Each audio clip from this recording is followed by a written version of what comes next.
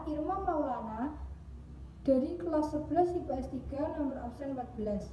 Di sini saya akan membahas pelajaran sejarah bab 3 tentang proklamasi kemerdekaan sebagai penegakan hak bangsa Indonesia.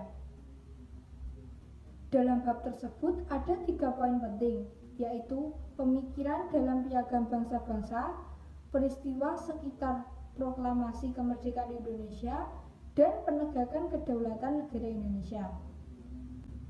Di sini kita akan membahas di poin pertama dulu, yaitu pemikiran dalam piagam bangsa-bangsa.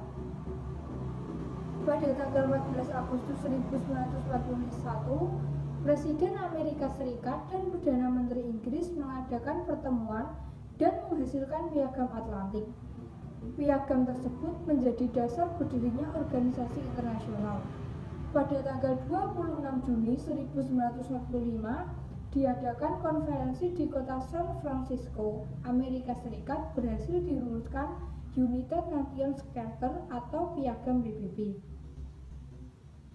Pemikiran yang tertuang dalam Piagam PBB antara lain menghormati hak asasi manusia, menjaga perdamaian dunia, memberikan bantuan kemanusiaan, mendorong pembangunan berkelanjutan, dan menegakkan hukum internasional.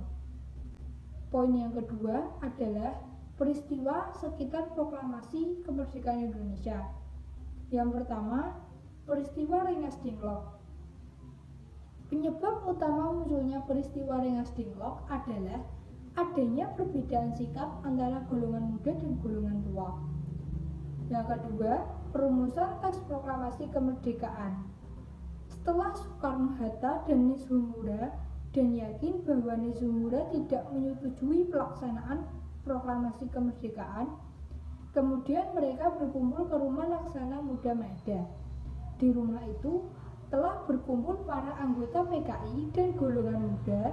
Setelah itu terjadilah peristiwa bersejarah berupa perumusan proklamasi kemerdekaan. Yang ketiga, pembacaan teks proklamasi. Pada hari Jumat tanggal 17 Agustus 1945 adalah persiapan untuk proklamasi kemerdekaan Indonesia. Hatta dan Soekarno dengan langkah tegap membacakan teks proklamasi.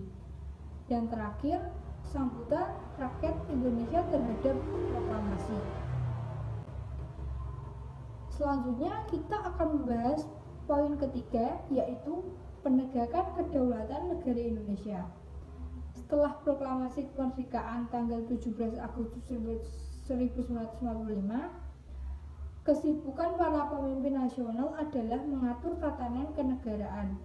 Untuk mengatur ketatanan kenegaraan, PKI mengadakan sidang-sidang. Sidang pertama berhasil membentuk serta mengesahkan Undang-Undang Dasar 1945, memilih dan mengangkat presiden dan wakil presiden, serta membentuk KNI. Sidang kedua berhasil menetapkan 12 kementerian dan membagi wilayah Republik Indonesia menjadi 8 provinsi. Sekian dari presentasi saya. Apabila ada kesalahan, saya mohon maaf. Wassalamualaikum warahmatullahi wabarakatuh.